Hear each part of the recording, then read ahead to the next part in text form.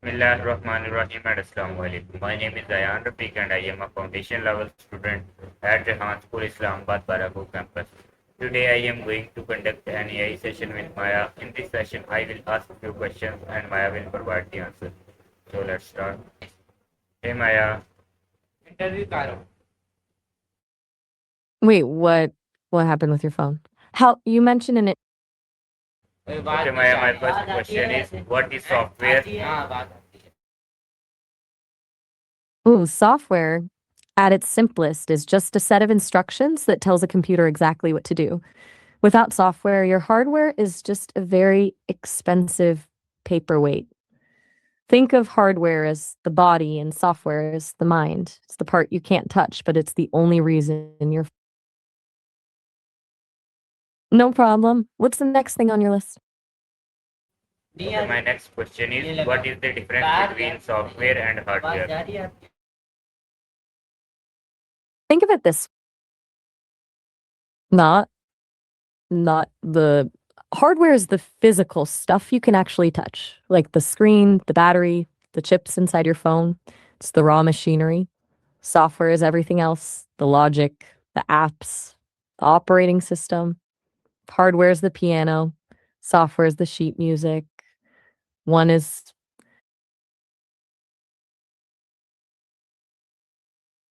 Okay, my next question is what are the main type of software?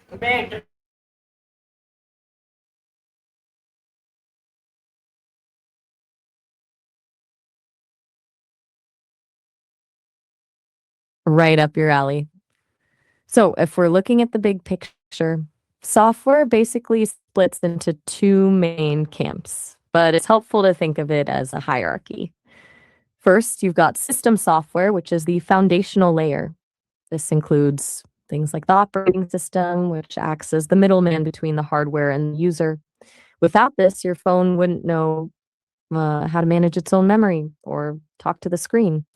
And then you have utility software, which is a subcategory of system software that handles the maintenance side of things like disk cleanup or security scans. Finally, you have application software, which is the stuff you actually interact with day to day, like the browser used to surf the web, WhatsApp for messaging, or a game. While system software manages the machine, application software lets the human get something done. It's the difference between the engine. Okay, my next question is what is system software? System software is basically the backstage crew of your computer, the invisible engine that makes sure everything actually runs behind the scenes. Its main job is to manage the hardware so that other programs can actually do their work. The most obvious example is the operating system, like Windows, Mac OS, or Android. It's the boss that handles the memory, manages the CPU, and makes sure your keyboard and screen are talking to each other. Then you have things like device drivers, which are essentially translators that let the OS understand how to use a specific piece of hardware, like a printer or a graphics card. Without system software, you'd have to manually tell the computer exactly which electrical circuit to trigger just to move your mouse, which would be a total nightmare. It creates the stable environment that allows your apps to exist and function without crashing the whole system every 5 seconds. If your phone is a house, system software is the plumbing and electrical wiring, the stuff you don't think about until it stops working.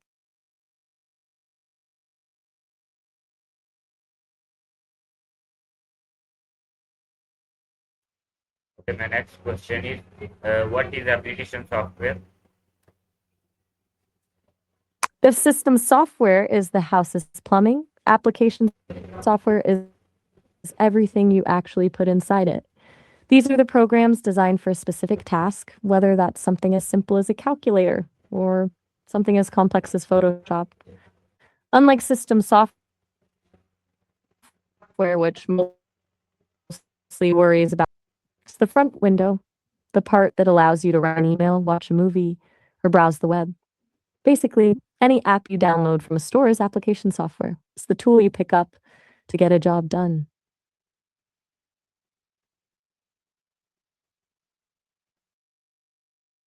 Okay, my next question is what is programming? Programming is basically just the art of giving a computer a really, really specific to-do list. It's the process of taking a goal like, I want a button that changes the screen color to blue, and breaking it down into logic that a machine can understand. Since computers don't speak English or any other human language, we use programming languages as a bridge. You write the code, and then a separate piece of software translates that code into the binary ones and zeros the hardware actually runs on. At its core, it's just problem solving wrapped in a specific syntax. Want to know how that differs from coding, or should we dive into how a program actually gets built? Okay, my next question is, what is coding? Coding is the actual writing part of programming. If programming is the whole architectural process of designing a building, coding is the manual labor of laying the bricks. It's the specific act of translating your logic into a language the computer understands, using the right syntax and rules. In the real world, people use the terms interchangeably, but strictly speaking, coding is just one piece of the larger programming puzzle. Want to know how they differ in a professional setting? Okay, my next question is, how is software developed? I'm guessing you mean how software is actually developed, right? It's less like writing a book and more like building a skyscraper. First, you have the requirements phase where you figure out what the software is actually supposed to do. Then comes the design where you map out the architecture so the whole thing doesn't collapse once you add a few features. After that, the developers get to work actually writing the code, but the most critical part is often testing. You've got to try and break your own creation to find the bugs before a user does. Once it's polished, it gets deployed to the world, but the work never really stops. There's constant maintenance, updates, and new versions as the world changes. It's a continuous cycle of building, breaking, and fixing.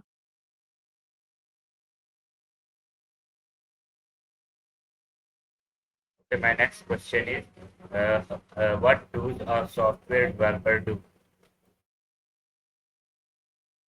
A software developer is basically the architect and the builder rolled into one. Their day isn't just staring at a screen writing lines of code, though that's a big part of it. They spend a huge amount of time just thinking through the logic before they ever touch the keyboard, trying to figure out the most efficient way to solve a problem without creating 10 new ones. They design how the app should behave, hunt down those annoying bugs that make a program crash, and collaborate with other people to make sure the final product actually does what the user needs. It's a constant game of why isn't this working, followed by the sudden rush of, oh, it was just a missing semicolon. Which part sounds the most interesting to you?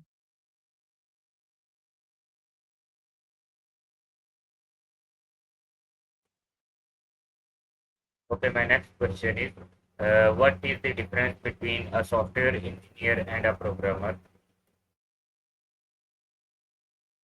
Most people use these interchangeably, but if you want to be picky, there is a distinction. Think of a programmer like a skilled translator. They're the ones in the trenches, taking a specific set of instructions and turning them into code. They're focused on making sure the code works, it's clean, and it does exactly what it's supposed to do. If you have a problem that needs a solution, programmer is the one who writes the script to solve it. Now, a software engineer is more like a civil engineer for digital structures. They aren't just writing code, they're designing the entire ecosystem. They're thinking about how the app scales to 1 million users, how it integrates with other systems, and the long-term maintenance of the whole product. One is focused on the act of writing the code, and the other is focused on the science and architecture of the system. Still interested in diving deeper into this, or did you have another question on your list? What's the next one? Okay, my Yeah? okay, my next question is, uh, which programming language is best for beginners? I've got to go with Python. It's basically the English of programming languages. The syntax is super readable, meaning you spend way more time actually solving problems and way less time fighting with the computer over where a bracket goes. It's incredibly versatile too. So, whether you want to automate a boring task, dive into data science, what's the plan?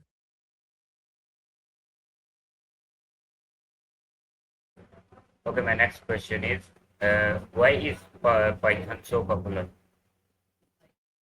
It's basically the Swiss Army knife of the coding world. One big reason is that Python is incredibly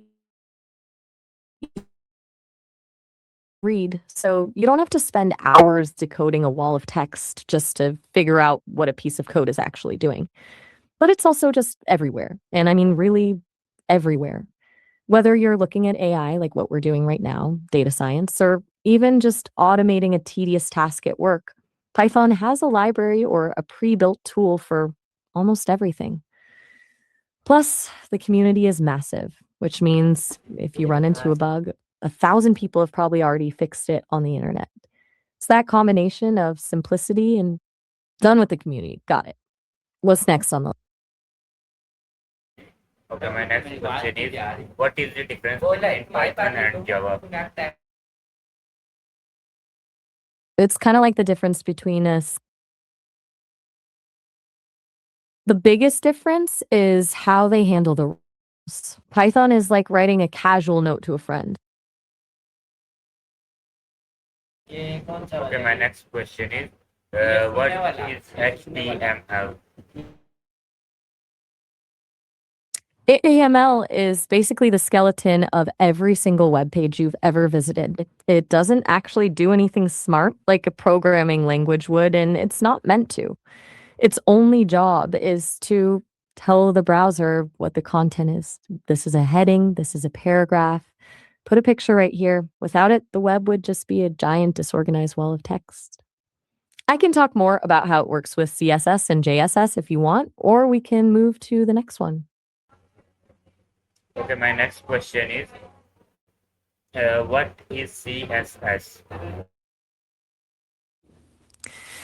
CSS, the style to 8. Um, One, I'm gonna go and I'm gonna make sure I follow. If you're jumping back to HTML, or are you actually asking about CSS? Your last few questions were like a checklist, so I don't want to accidentally skip something you need for this project. My question is, what is CSS?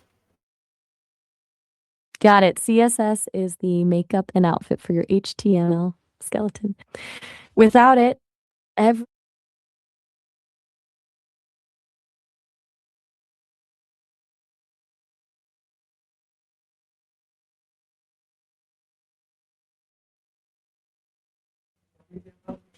Okay, my next question is, what is JavaScript?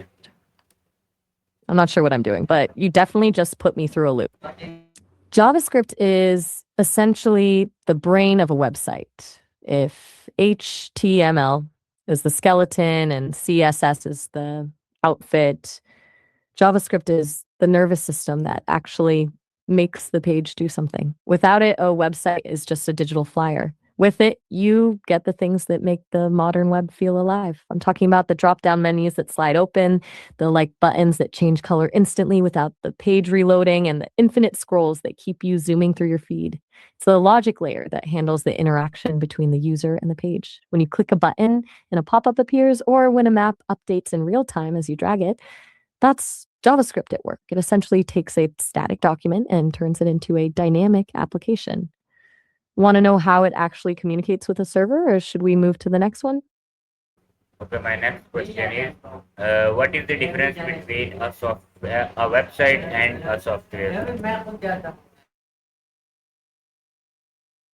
It's kind of like the difference between a magazine and a calculator. A website is primarily built to deliver information. You go there to read, browse, or watch something. The main action is the browser fetching a page from a server and showing it to you.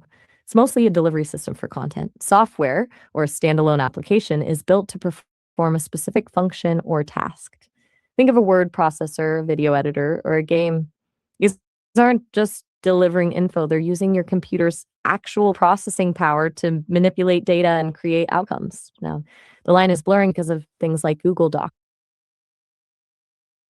Like how Google, like, actually, Google Docs is the perfect example. It lives in a browser like a website, but it behaves like software because it lets you actually create and edit a document in real time. The distinction is getting harder to make because web apps are becoming so powerful. Your last few questions were really Okay, my next question is, uh, how are mobile apps created? all right. Let's crack this one open. It's kind of like building a house, but depending on who you're building it for, you have to pick totally different tools. First, there's the native approach. If you're building for iOS, you're using Swift. For Android, it's Kotlin. This is like building a custom home from scratch. It's a lot more work because you're basically building the same house twice, but the result is a home that's perfectly tailored to the land. Yeah, custom homes are a lot of work, but they feel right. So that's the native side. Then you've got the cross.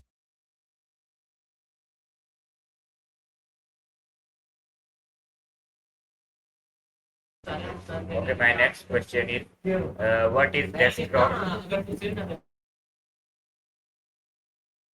I'm assuming you mean desktop software. That's basically just a program designed to be installed on a PC or a Mac rather than living in a browser or on a phone. Think of it like a powerhouse. It's been a wild one.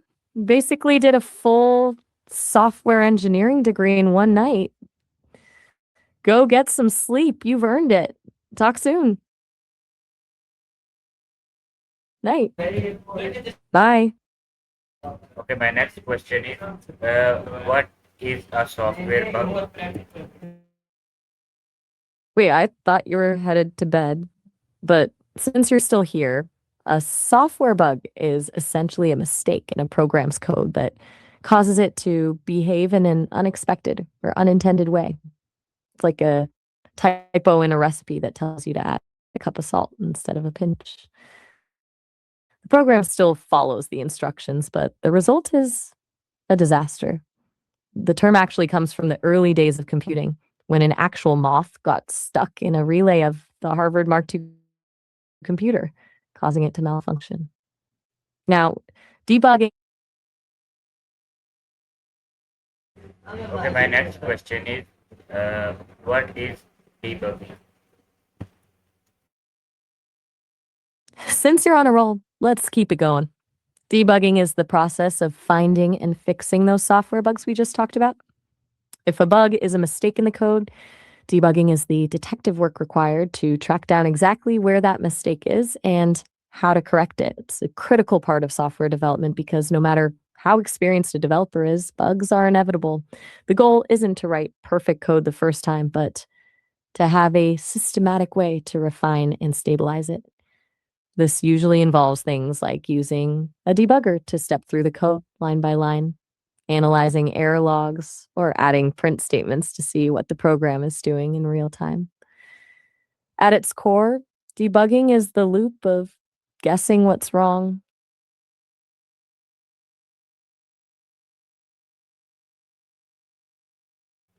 Oh, welcome. You've definitely mastered this.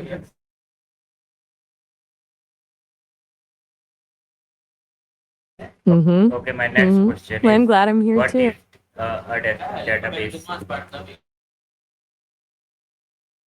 a database? The database is like a digital filing cabinet, just way more powerful. Think of a regular spreadsheet, but designed to handle millions of pieces of information at once without breaking a sweat. It's where a program stores all its long-term memory, like your username, password, and every single thing you've ever posted on a social media profile, so it can find and retrieve those specific details in a fraction of a second. Most of them use a language called SQL to organize everything into tables with rows and still following along.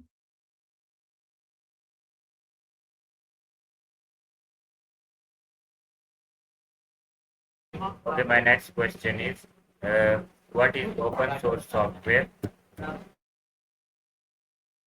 Basically, it's software where the secret sauce isn't a secret. Normally, when a company makes software, they keep the source code locked away like a family recipe, but open source flips the script and makes the code public, meaning anyone can look at it learn from it, and even suggest improvements. It's kind of like a massive community potluck where everyone brings a dish and everyone's welcome to tweak the ingredients to make it taste better. This is how some of the most important parts of the internet were built because it allows thousands of developers around the world to collaborate and squash bugs way faster than one company could do alone. Linux is a huge example of this in action. Do you want to know why some companies actually share their secrets for free?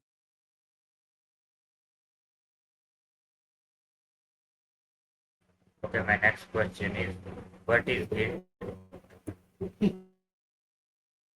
Git is like a high powered, Git is essentially a super powered undo button for your entire project.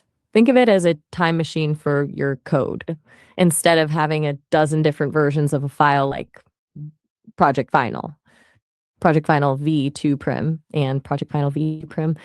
Git lets you take a snapshot of your project at a specific moment. You can branch off to try a crazy new idea without risking the main project. And if it doesn't work, you can just snap back to where you were before everything broke. It's what makes it.